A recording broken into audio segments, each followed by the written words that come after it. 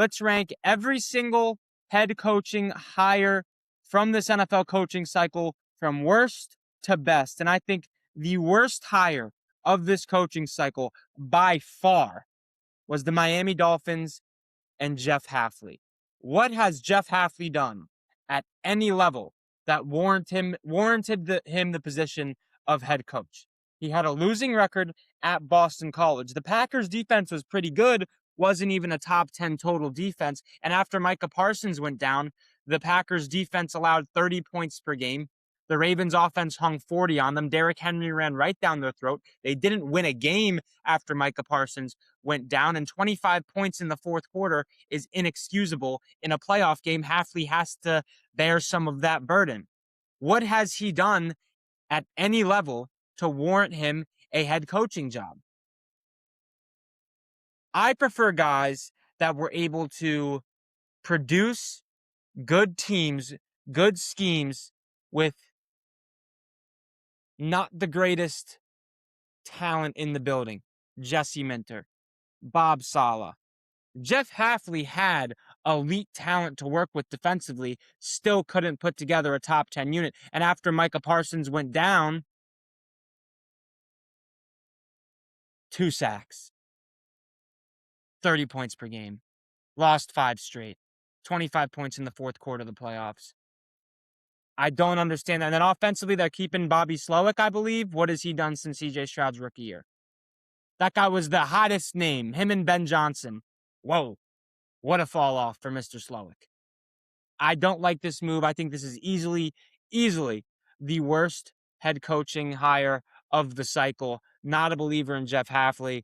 They also brought in, I forget the guy's name, but he was the vice president of football operations or president of player personnel, one or the other, with Green Bay, which usually good front office tree. So he comes over to Miami as well. I think all signs point to Malik Willis in Green Bay. I have to go and rewatch this dude's tape. I know he played very well against the Baltimore Ravens, but if I remember correctly, if my memory doesn't do me any disservice, last year when Jordan Love went down in that Eagles game in Week 1 in Brazil, I believe it was, like they ran the ball 30 fucking times with Josh Jacobs. They did win. They did win 2 games with Malik Willis 2 years ago. But how much was Malik Willis a factor? If I remember correctly, it was Josh Jacobs' heavy offensive game plan. And then he did play very well against the Ravens, but they did lose. I mean, it's not his fault. Derrick Henry ran for like 290 yards or whatever it was. But still, I don't know. As a Jets fan, there's few things I can hang my hat on, and I think we're better set up for a rebuild than the Miami Dolphins are, because it looks like they're going to have Malik Willis in there. And the Jets are probably going to need a new coaching staff by Christmas next year. And we'll get Skelhazy from, I hope I'm pronouncing that right. We'll get Shieldhouse from LA, Arch Manning, 2 first-round picks, and then 3 first-round picks. So I think the Jets are in a better spot than Miami. I don't like their hires at all. And it's not even because it's just a division rival. Like, I think I was too harsh. We'll get into the Bills hires momentarily. I think I was too harsh on the Bills hires, on the Bills promotion of Joe Brady at first. But the more I thought about it, the more I think, especially what they brought in on the defensive side, I think that they might have actually done a better job than I was giving them credit for. But either way, Dolphins worst easily. Cleveland Browns, I think, are the second worst head coaching hire with Todd Monken. And I don't even think this is a bad hire. Like, outside of Jeff Hafley, who I didn't like from the start, you can watch my video when I ranked the head coach, the available head coaching candidates. I never liked Hafley. I don't think Todd Monken's a bad candidate. It's just a guy that's been an assistant or a coordinator since the 90s, finally getting his first head coaching job. And when you think about some of the success he's had, yeah, they were good in Georgia. Like, they won a couple of national championships with him as the OC in Georgia. But those teams were built around the defense that Kirby Smart put together. He did have a couple of good offensive seasons in Baltimore. Lamar won his second MVP. Always had a good run game. But you have Lamar Jackson and Derrick Henry. Like, they won, one playoff game with Monken as the offensive coordinator there? I don't know. It's just when you have a guy like Jim Schwartz in the building, or a younger Rams assistant like Shula or Shieldhouse. I hope I'm saying that right. I honestly have no idea. Either way, like, I'd like to see him go in that direction. This seems like a a lateral move. Like, I don't even know how to feel about this at all. Like, what has Todd Monken done from an offensive level that was particularly elite? And maybe I'm just ignorant to Todd Monken's career, but I was looking at his Wikipedia and it's just offensive assistant, offensive assistant, offensive coordinator for like Jacksonville, like offensive coordinator for a bunch of teams that didn't have elite offenses. And it's always short stints. I don't know. I just don't like it. I don't like it.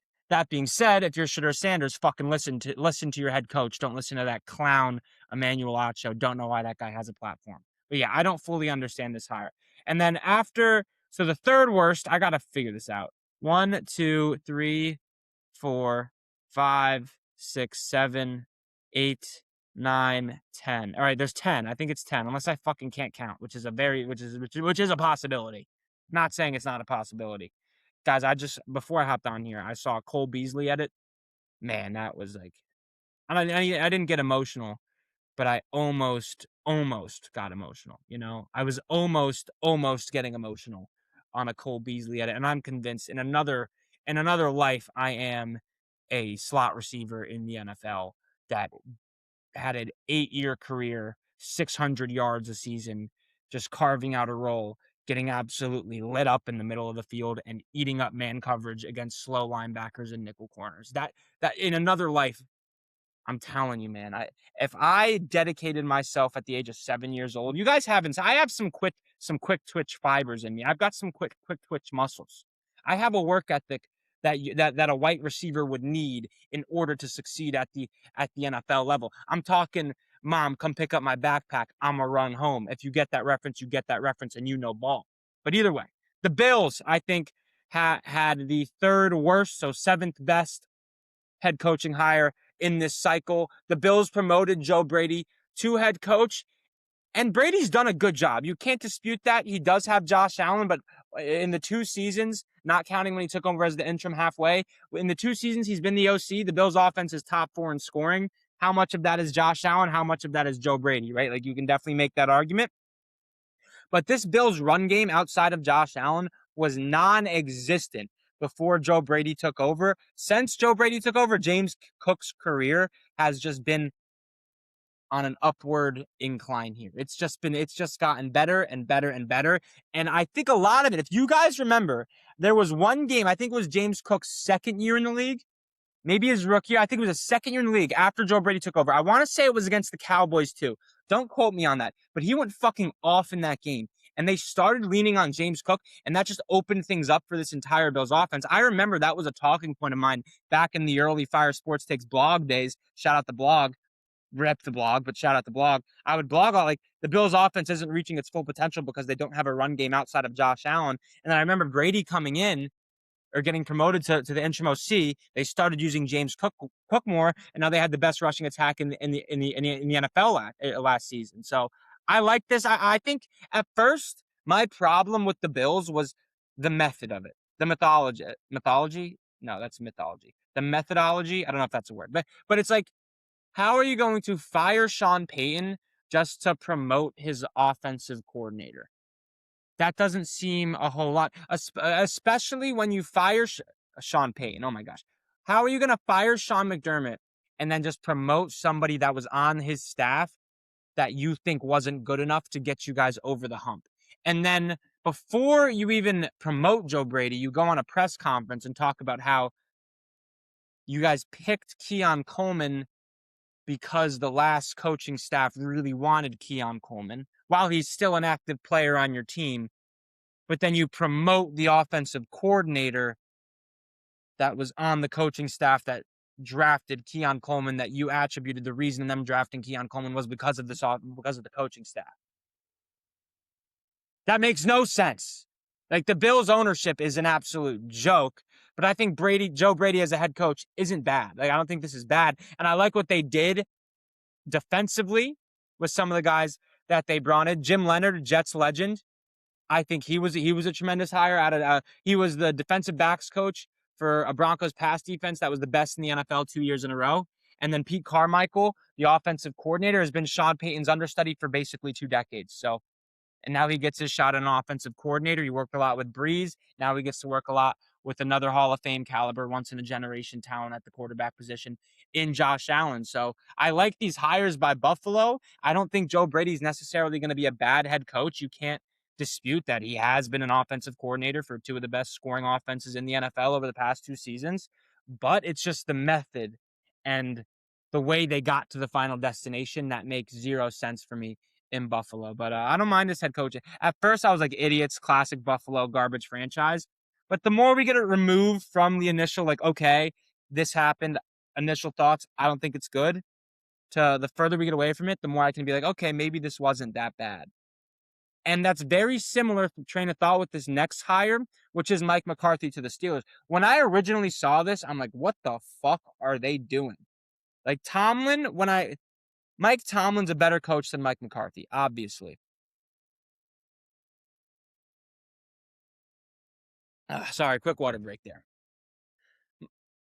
But the further we get from Mike Tomlin stepping down, which I initially thought it was just like, we're going to save face here. Tomlin, it's not working. We're going to have to let you go, which I always thought was crazy. I let some Steelers fan get into my head convincing me that Tomlin was the problem. Tomlin was never the problem. Omar Khan is a fucking clown. One of the worst GMs in the league. Either way, I initially thought like, yeah, they're going to fire Tomlin, but you can just say you've done a lot for this franchise. You've given your heart and soul here in Pittsburgh. Just say that you're stepping down. I think Tomlin actually was just stepping down. Like, I think he was done.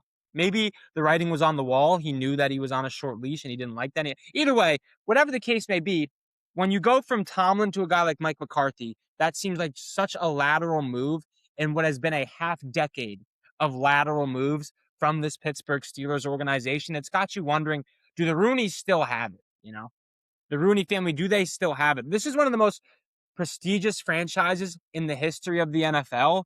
And for the first time in my lifetime, you can really question their front office decisions, especially with the fact that they've given Omar Khan such a long leash when he has done nothing but maintain mediocrity within the Pittsburgh Steelers roster. I mean, they went from George Pickens, younger, more athletic, cheaper at the time, to DK Metcalf, who's older, not as dynamic after the catch, not as good at the catch point, also getting paid as a top 5 annual per year receiver in the NFL.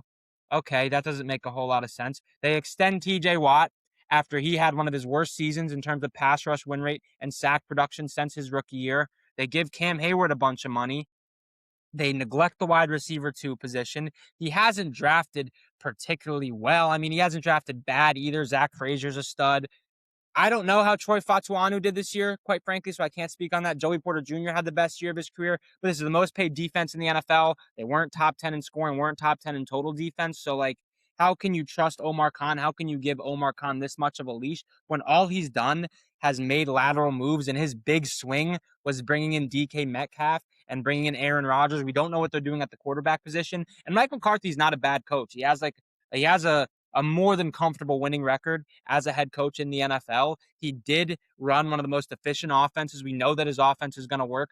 It worked in Dallas. It worked in Green Bay, but he also had good quarterbacks. One of the best throwers that I've ever seen throw a football in Aaron Rodgers, and Dak Prescott, who is I think he's a franchise quarterback. He can throw the ball, right?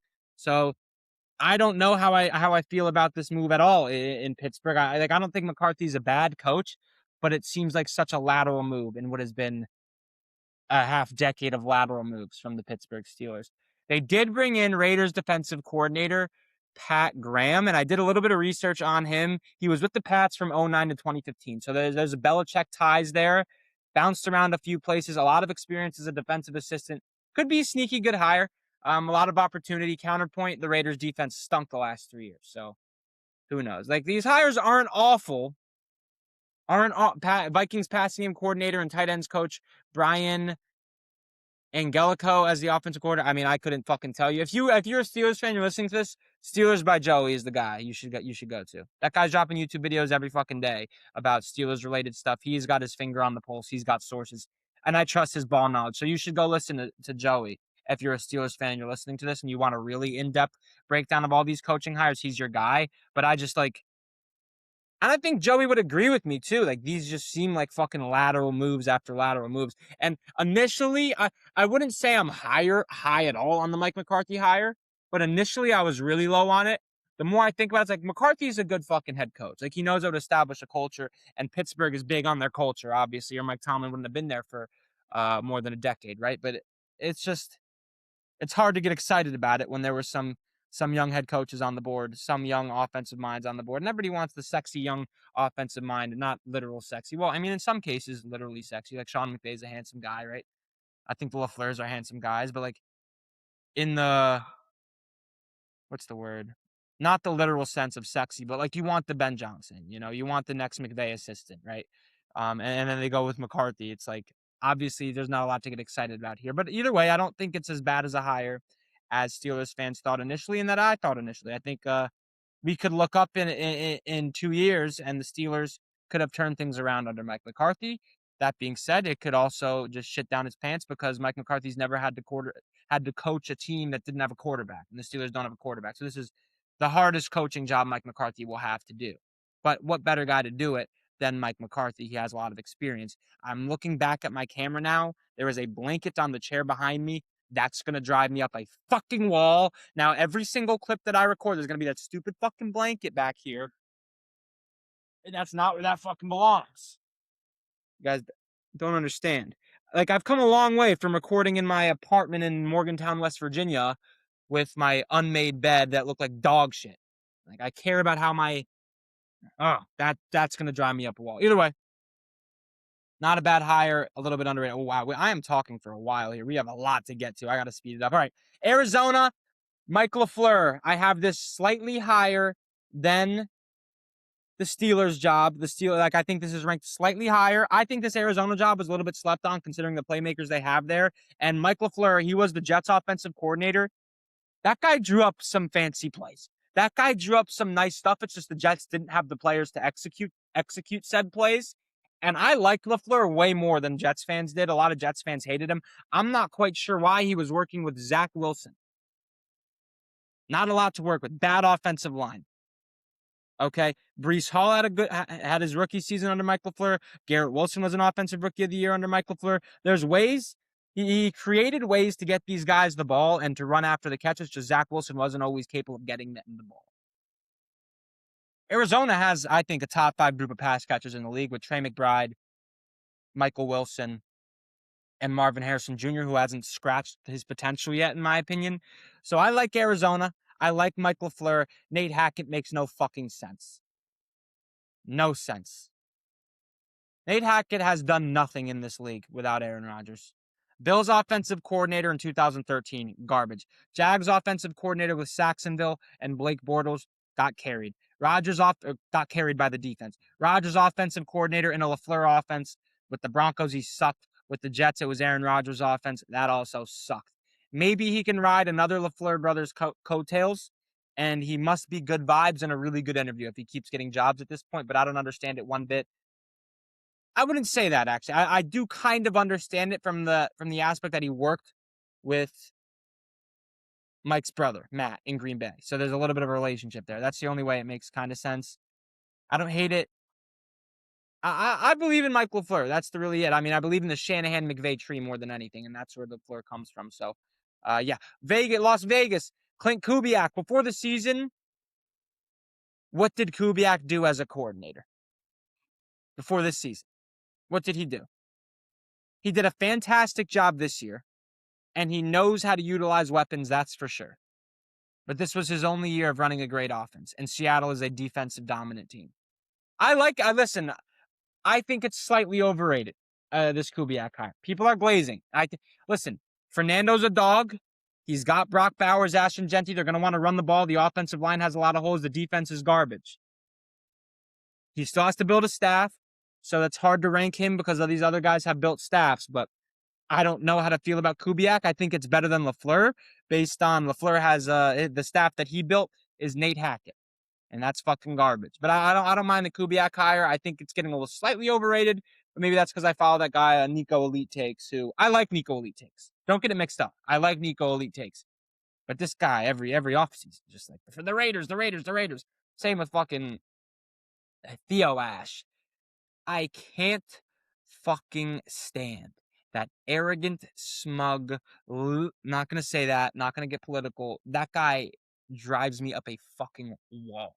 It sounds the way he overanalyzes the film he watches makes me want to put a bullet in my brain.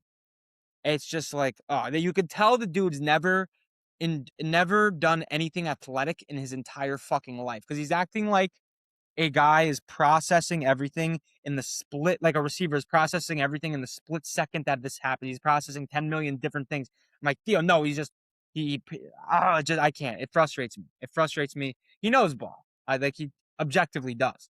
But some of his shit is just like, oh my God, he's cherry picking the hot take. He's trying too much for the hot take. And I am all for hot takes, but I don't like hot takes just for the sake of hot takes. I don't like people that are trying to be different for the sake of being different, okay? It just invalidates the real people that have really different takes.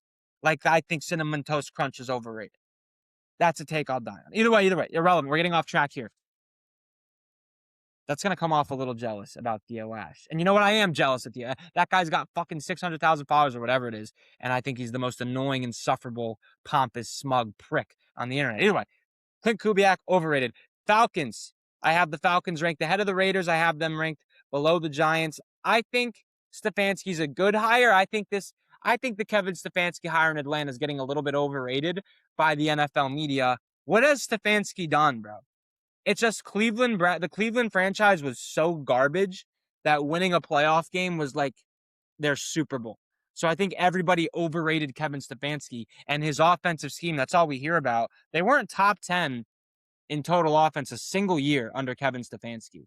They made the playoffs with Joe Flacco. They were favored in that game with Joe Flacco. They got blown out by Houston and rookie CJ Stroud.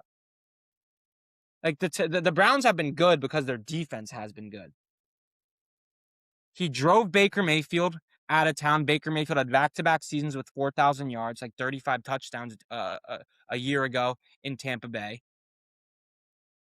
For Deshaun Watson, that guy stinks. He's had no team has had more starting quarterbacks since 2020 than the Cleveland Browns. At some point, you got to be like, is it the quarterback or is it the head coach? Now, I do like the match between Atlanta's offense and the pieces they have there. One of the best O-lines, with the best running back in the league, Drake London. Kyle Pitts coming off not his best statistical season, but his best season statistically since his rookie year.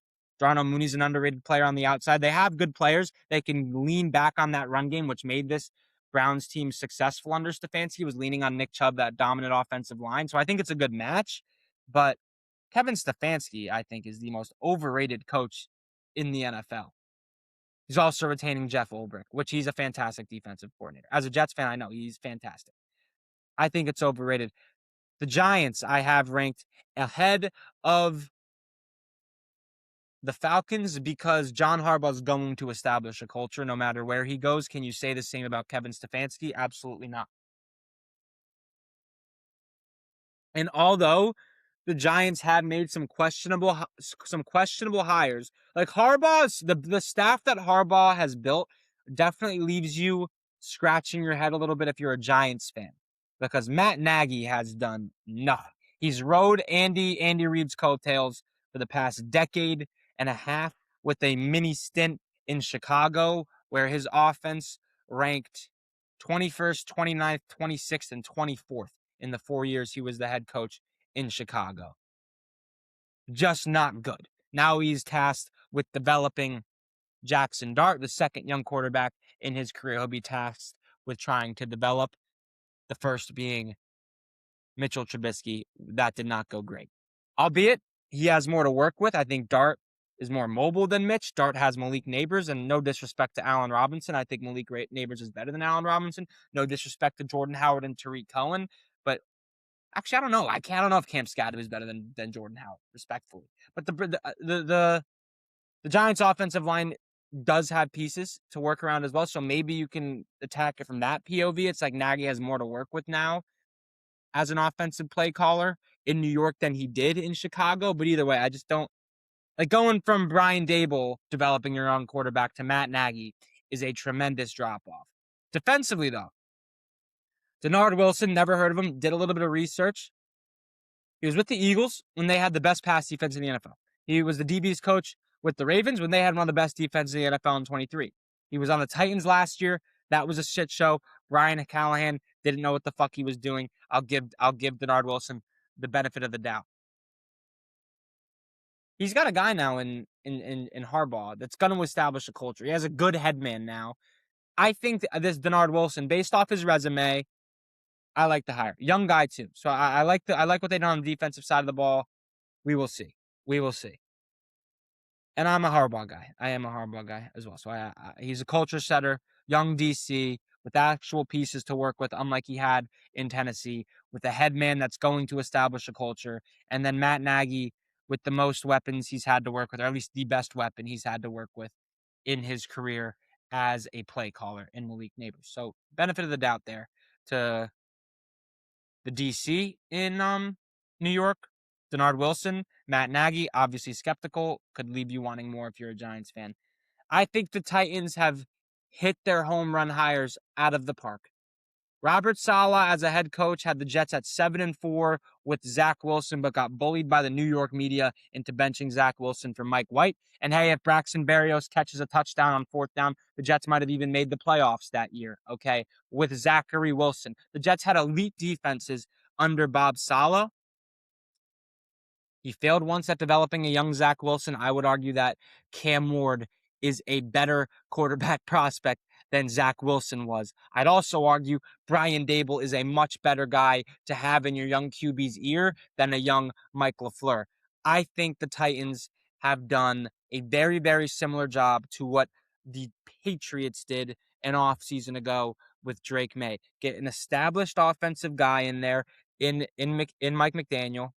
Not McDaniel, Josh McDaniels, excuse me, and an experienced head coach, albeit Vrabel had way more experience and success in Tennessee than Bob Saleh did in New York. But either way, they bring in a coach with some experience, a offensive mind that has a lot of success, that has had a lot of success developing quarterbacks. Jackson Dart would have won Rookie of the Year before he got injured. Daniel Jones had his best season under Brian Daboll. They made the playoffs and won a playoff game with Daniel Jones when Brian Daboll was the head coach in New York, and he was very instrumental in Josh Allen's development when he was in Buffalo. So I think the Titans have done a fantastic job in the guys that they have hired in terms of trying to develop their young stud quarterback. And I think Cam Ward's a legit problem. He could take a Drake May-esque leap. Very similar year, too. The team stunk, but he put a lot of good stuff on film where you're like, okay, I can see why this guy's the number one pick. Drake May did that a lot last year as well. And the best hire of the head coaching cycle was easily Jesse Minter. Easily Jesse Minter. Not only Jesse Minter, I love Declan Doyle as the offensive coordinator in Baltimore. 29 years old. Was with Ben Johnson, was the tight end this year, was the tight ends coach in Denver the year before that. Think about Colston Loveland's development down the stretch this year. You don't think Declan Doyle had anything to do with that? He also wanted to call plays as a 29-year-old. That's why he took this job. It's a risk taking a 29-year-old who's never called plays before, but this Ben Johnson tree starting here.